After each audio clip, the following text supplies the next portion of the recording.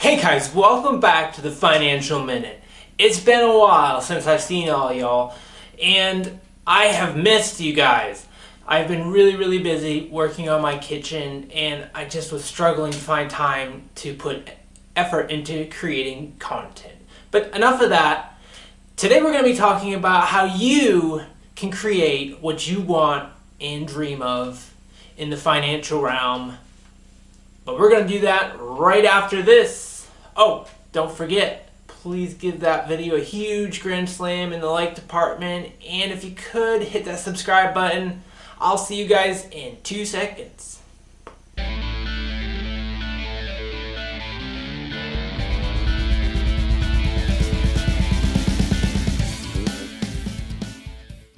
So guys, how do you create the everything you want in life, in the financial world? Whether it be that new house or a car, or maybe you just need some food for the table. That's what you're worried about. I hope that's not the case. But nonetheless, how do you create everything? That everything, whatever that everything is for you. Houses, cars, time to spend with your family, go on that vacation, etc. Well, let's get into that. The first thing you gotta figure out is how to create that mindset. It's gotta be in your head. You gotta get it set in your head, the mindset. You don't just all of a sudden go out and make $1 million. You need to create the mindset. And we'll get a little more into the depth of what that mindset involves. First, let me start by telling you a little bit of my history. When I was younger, I was not financial savvy whatsoever. I was working really hard. I was a hard worker. I liked to work. Even in high school, I didn't do any extracurricular sports, etc. I worked. I worked really hard to save up that money, but I wasn't saving the money to invest in stocks or bonds or real estate or assets in general. I was saving it up to buy that fancy car.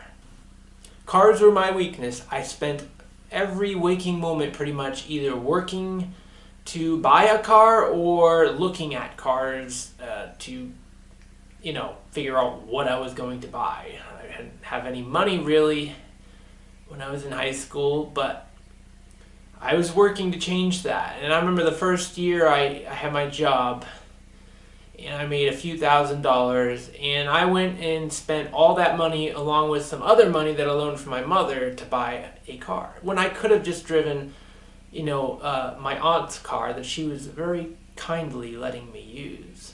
But, I wanted that nicer, fancier car.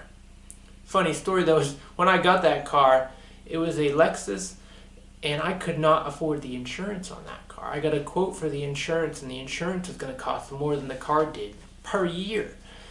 So my aunt had to help me out again.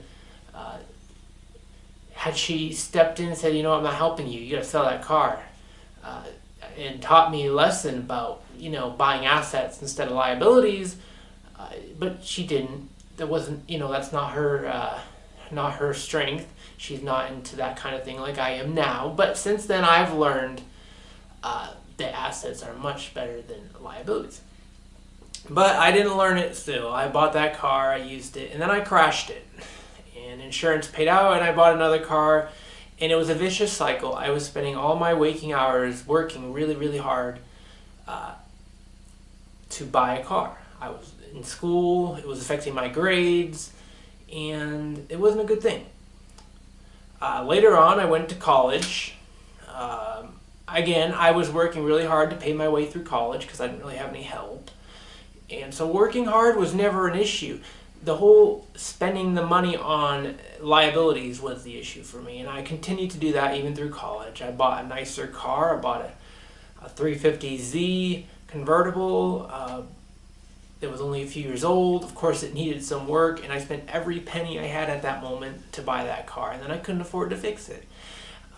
And I had to sell it, and it was just a vicious cycle. I spent so many wasted dollars on cars. And then in college, I got to the point where I spent all my money, and I had nothing. remember that one Christmas, it was right before Christmas, and I was out of money completely. I'd spent it all, mostly on cars, and I couldn't get a job at that time because this was around 2007, 2008, and the crisis, and my dad used to employ me, but at that time he had no work for me. Anyways, make a long story short, I had no money and no job, and so I was looking everywhere to get a job. And I finally found one at a medical parts place, and that lasted a while. But then I found a gig where, you know, I was paid by the job instead of by the hour, so a step in the right direction, and I was paid a flat rate to do a job. And I made more doing that job than I did in a whole week doing that medical job. So 2 weeks after starting that medical job, I started doing more of these gigs. And basically I ended up quitting, or I think they actually fired me because I was taking too much time off to go do these gigs, because I was making more doing these gigs than I, you know, in a day than I was in a week at this medical job. So I was basically, you know, not a good employee, so they got rid of me because they don't want employees that don't show up. They need a good employee, and I was not that good employee.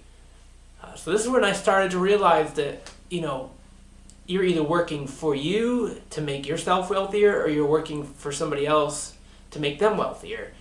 You can basically do one or the other.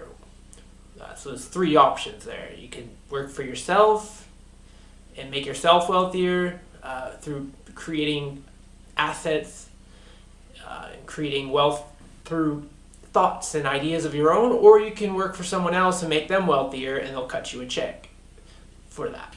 So yes, that was right around 2008. I had gone from having absolutely nothing, and in 3 weeks I had gotten to the point where I had saved a few $1,000s.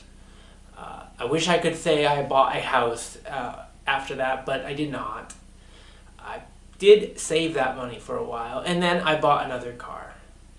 Yeah, I know, knocked me on the head. I wish somebody would have. But anyways, I bought another car. So I hadn't figured out things quite yet. And then I got married, and then it hit me somewhere along the line when I realized, wait a sec. And it hit me hard because somebody when I was younger had mentioned, you should buy real estate. Make sure you buy real estate. It was a friend of my uncle's when I was much younger, and I listened to him, but I didn't listen to him because I never did it. At least not, you know, for another decade. And it hit me when I got married, though. Why am I just trading my time for $18, $20, $25 an hour when I could be, you know, buying an asset like a house and renting it out, renting out parts of it, or even the whole house out, and so I bought my first house, and that was about 7 or 8 years ago. And since then I bought 4 more houses, and I have multiple rental units, and I have grown my, you know, my wealth substantially. But believe me, it didn't come easy. I learned the hard way. You know, I had no money for a while. I was broke. I mean, I was almost homeless for a little bit. I wouldn't have been homeless because I have a loving mother who would have taken me in, but I was almost that child, you know, that came back home and was living in the basement. But it did not come to that, and I'm very grateful for that. But you guys can skip a lot of that if you're younger. Skip buying those cars and the TVs and the iPads, iPhones, and watches and fancy jewelry, etc. And start buying assets when you're younger. You may not have a penny to your name, but if you get it in your head, I'm going to create wealth, well, you can start by just going through what you spend your money on. If you make $20,000 a year, go through your budget. Do you have a Netflix subscription? Do you have a, you know, Disney Plus subscription? Do you spend money eating out? Do you spend money on fancy coffees? Do you spend money? There's all kinds of places where you don't have to spend money. I'm willing to wager. But I think that was what I had to do. I realized when I was, before I could buy that house, I had to save up some money, and I realized I got to save some money. So we went through our budget, and we just cut everything. We didn't have, Netflix, although back then there really was no Netflix. But we didn't buy fancy coffees. We didn't eat out. We lived a basic life, and we were able to save up enough money to buy our first house. We lived in it for a year, and then we rented it out, and I still own that property today. And actually I have the same tenant in that property today that I did back then. We put that tenant in, and she's been there ever since. Happy tenant. And the rest is kind of history, what they say. It's been growing, and I just want to share some of this wisdom with people so they don't have to make the same mistakes I did, and they can start younger and be much weller off by the time they hit their mid-30s than I am. So guys, once you've saved up enough money to buy a piece of real estate or maybe some stocks, just keep saving, and remember, you can start a side hustle. You don't just have to use that income you make from your job, and you definitely don't have to quit your job and go start a fancy company. And because a lot of people say, well, you're either working for someone else, making someone else rich, or you're making yourself rich. And while there is some truth to that, you can't just quit your job and know what to do immediately. You got to teach yourself. You got to learn. You got to educate yourself. Figure out how people make money for themselves. This isn't something they teach you in school, unfortunately. You got to go and do your own due diligence and learn it for yourself. And then take on a side hustle. Start small. Start selling lemonade on the side of the road like you would have done back when you were little. Start a little concession stand. Do whatever. Start flipping stuff on eBay. Buying things cheap and selling them for more. The basic gist of making money. But you don't have to quit your day job to do this. Keep your day job maybe to start with, and just take on some side hustles. Try out a few different things. See what you like doing. You'll figure it out. You might not like doing something, and if you don't like doing something, you probably aren't going to stick with it. Because let me tell you something. There's a lot of bumps along the way. You're going to fall many times, and you got to be able to pick yourself up and keep on going.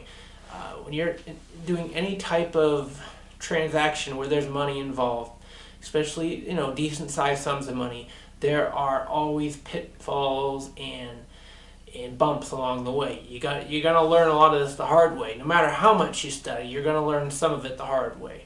Now, I hope maybe you can learn less of it the hard way by watching more of these videos, but you're gonna learn some of it the hard way. Remember, don't give up. That's the key. And if you're doing something you like doing, it's gonna be a lot easier not to give up. And I'll leave you with this, guys. The difference between a billionaire and broke is an idea.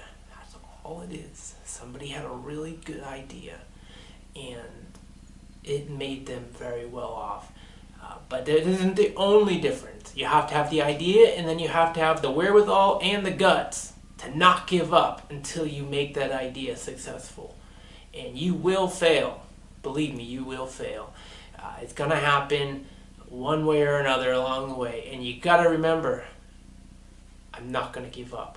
No matter how hard it is, no matter how many times I trip and fall and land on my face, you gotta pick myself back up, wipe your face off, and keep on going. And with all that, guys, remember, only you can make your financial dreams come true. Don't delay. Get started today. As always, remember, be safe. God bless. I'll see you all in the next video. Bye. Oh, remember, hit that like button if you could. It would really help. And subscribe. And if you made it this far, please let me know down in the comments below that you made it all the way to the end. I'll see you guys in the next video. Bye. So guys, if you want at least 2 free stocks, make sure you check out the description below, as Weeble is giving you 2 free stocks just for signing up and putting $100 in their platform. So make sure you click on that link below. It's right down here, down in the description. I'd also have it in the comments. So click on that if you want 2 free stocks. And remember, you can make your financial dreams come true. Bye.